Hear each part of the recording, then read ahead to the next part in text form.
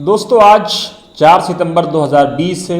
आज ही के रोज़ यानी 4 सितंबर 2017 को देश के जाने माने मुस्लिम रहनुमा, बल्कि ये कहा जाए कि एक ऐसे लीडर का निधन हुआ था, एक ऐसे लीडर का इंतकाल हुआ था जो तमाम समाजों के बारे में, तमाम समुदायों के बारे में, तमाम कौमों के बारे में, चाहे उनका संबंध हिंदू हो या मुसलमान हो, अमीर हो या गरीब हो, अगड़ा हो या पिछड़ा हो, बैकवर्ड हो, आदिवासी हो, किसी भी समाज का कोई भी व्यक्ति हो, अगर सुल्तान अहमद के पास जाता था तो सुल्तान अहमद के यहाँ वो निराश नहीं होता था। ऐसे अनेकों हजारों लाखों किस्से आपको मिल जाएंगे सुल्तान अहमद साहब की ज़िंदगी से कि जब भी कोई उनके पास गया तो उसको उन्होंने मायूस नहीं किया। बड़ी बात यह है कि केंद्रीय मंत्री होने के बावजूद, केंद्रीय राज्य मंत्री होने के बावजूद उन्होंने कभी भी अपने दरवाजे को किसी के लिए बंद नहीं किया। कोई भी आता था उनके यहाँ, इस तरह से वो मिलते थे जैसे लगता था कि वो एक आम आदमी हो, आम लीडर हो, आम नेता हो। ज़मीन से ऐसा जुड़ाव था कि जब उन्होंने 2009 में लोकसभा के लिए किस्मत की आजमाई की और अपनी किस्मत आजमाई तो तारीखी और रिकॉर्ड वोटों से उन्हें जीत मिली और एक हन्नान मुल्ला जैसे स्थापित लीडर को उन्होंने हराने का काम किया। सुल्तान अहमद साहब के बारे में कहा यह जाए कि 6 जून 1953 को उनकी पैदाइश हुई थी। मनमोहन सरकार में तृणमूल कांग्रेस के कोटे से केंद्रीय राज्य मंत्री बनाए गए, टूरिज्म का आपको डिपार्टमेंट दिया गया। 87 से 91 तक यानी 1991 तक और उसके बाद 96 से 2001 तक एमएलए रहे, कांग्रेस के कोटे से रहे। 15वीं लोकसभा में उलबेरिया कॉन्स्टिट्यूएंसी से अपनी किस्मत आजमाई और कामयाब रहे।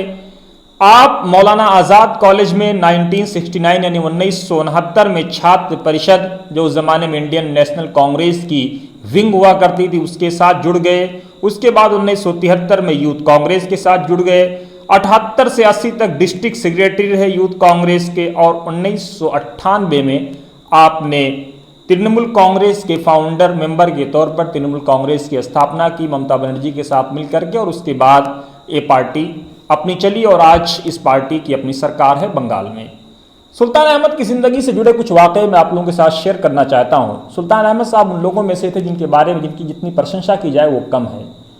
बहुत सारे पत्रकारों से उनके व्यक्तिगत जीवन के उनके किस्से आपको सुनने को मिल जाएंगे। उनके साथ लंबे समय तक काम करने वाले जवाहर राही से बहुत सारे किस्से आपको सुनने को मिल जाएंगे। जवाहर राही की ये खूबी थी कि जब भी कोई मिलने आता था तो दूसरे पीएस की तरह जो दूसरे एमपीज या मंत्रियों के यहाँ होते हैं वो ऐसा मतलब हाव भाव क्रिएट करते हैं कि साहब मीटिंग में हैं, साहब बिजी हैं, साहब अभी नहीं हैं, साहब यहाँ हैं, वहाँ हैं, आप मिल नहीं सकते।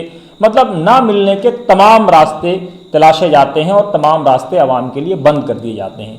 लेकिन सुल्तान अहमद साहब के यहाँ शायद जवाहर राही की ये मेहनत थी कि उनके यहाँ एक लंगर लगता था। कोई भी आए, कभी भी आए, खाना पानी खा करके जाता था, चाय नाश्ता करके जाता था।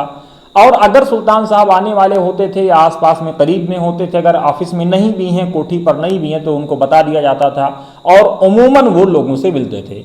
बंगाल से होने के बावजूद उत्तर प्रदेश, बिहार, कश्मीर, मुल्क के अलग अलग राज्यों से, राजस्थान से लोग उनसे मिलने आते थे। उनसे अपनी उम्मीदों का उनकी मरकज़ थे वो, और बड़ी बात यह है कि उनकी उम्मीदों पर वो खरे भी उतरते थे, उनके लिए काम करते थे। हत्ता कि अगर किसी को फाइनेंशियल मदद की भी ज़रूरत होती थी, चाहे वो किसी भी ज़ात का हो, किसी भी धर्म का हो, किसी भी समाज का हो, तो वो उसको ज़रूर करते थे। बहुत सारे वाक़े आपको मिल जाएंगे। मैं खुद एक वाक़े आप लोगों के साथ साझा करना चाहता हूँ।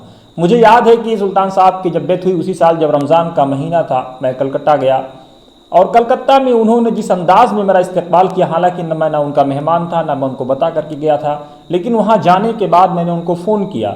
उन्होंने जो इज़्ज़त दी आज तक मैं उसको भुला नहीं सकता। वो अपने साथ उलबेरिया लेकर के गए जो उनकी कॉन्स्टिट्यूंसी थी। वहाँ जिस इज़्ज़त के साथ, जिस सम्मान के साथ उन्होंने अलग अलग जगहों पर मेरा स्वागत कराया, मुझे ऐसा महसूस होता था कई बार कि मैं सुल्तान अहमद तो खुद नहीं हूँ। कई बार ऐसा महसूस होता था कि कहीं मैं कोई बहुत बड़ा मंत्री या कोई बहुत बड़ा ऑफिसर तो नहीं हूँ, लेकिन मुझ जैसे एक बालक को, मुझ जैसे एक नाचीज़ को उन्होंने कितना प्यार दिया, कितनी इज्जत दी। और भी बहुत सारे पत्रकार हैं, उनकी ज़िंदगी से जुड़े हुए किस्से आपको सुनने को मिल जाएंगे। लेकिन एक आम इंसान किस तरह से ज़मीन से जुड़ा होता है, किस तरह से वो गरीबों का सेवक होता है। खुद मैं आपको वाक़या बताऊं कि उसी सफ़र के दौरान मैं उनके ऑफिस में तशरीफ़ ले गया। मैं देखा कि रमज़ान का महीना था, कोई भी बेवा, कोई भी विधवा, कोई भी अमीर, कोई भी गरीब आ रहा है, उसको फाइनेंशियल मदद भी दी जा रही है, उससे ना उसका ज़ात पूछा जा रहा है, ना उसका धर्म पूछा जा रहा है, ना उसका मज़हब पूछा जा रहा है, ना उसका मसलक पूछा जा रहा है। उसको साड़ी, उसको लुंगी, उसको पैसा, उसको खजूर, जिस चीज़ की वो मांग रखता था उसको दी जाती थी। बड़ी बात यह कि एक हॉस्पिटल भी उन लोगों ने खोल रखा था, सुल्तान अहमद साहब ने। उस हॉस्पिटल में एक कोई बनर्जी नाम की एक महिला आई और उन्होंने शिकायत की कि दादा मेरी तबीयत नहीं ठीक है और मुझे हड्डी में चोट आ गई है, मेरा एक्सीडेंट हो गया। तो उन्होंने कहा कि तुरंत आप जाइए, इस्लामिया गालिबन हॉस्पिटल का नाम था, वहाँ जाइए और तुरंत जो है आप अपना इलाज करवाइए। एक पर्ची पे लिख के दे दिया और पैसे की बात ही नहीं की। फिर उसने पूछा दादा अगर कोई पैसा मांगेगा, कहा कि ये पर्ची काफ़ी है, आप जाइए, आपसे कोई पैसा नहीं मांगेगा। एक जन नायक ऐसा होता है, एक जनता का सेवक ऐसा होता है। हमारी हम सब की दुआएं सुल्तान अहमद साहब के साथ हैं। दुआ है अल्लाह रब्बुल आलमीन को करवट करवट जन्नत नसीब अता फरमाए, उनके चाहने जानने मानने वालों को सब्र दे और उनका नेमुल बदल उनके परिवार वालों को दे। उनकी बीवी हालांकि संसद हैं, उनके बेटे एक डॉक्टर हैं, एक बेटे और समाज सेवी हैं, लेकिन सुल्तान साहब की जो खासियत थी उसके बारे में बस यही कहा जा सकता है कि हज़ारों साल नरगिस अपनी बेनूरी पे रोती है, बड़ी मुश्किल से होता है चमन में दीदवर पैदा। दोस्तों हमारे एपिसोड का आपको कैसा लगा आप ज़रूर कमेंट बॉक्स में अपनी राय दें। इसको शेयर करना, लाइक करना, सब्सक्राइब करना ना भूलें। वतन समाचार को डोनेट करें ताकि हम बिना रुके, बिना थके, बिना झुके आपकी इसी तरह से सेवा करते रहें। जय भारत, जय संविधान।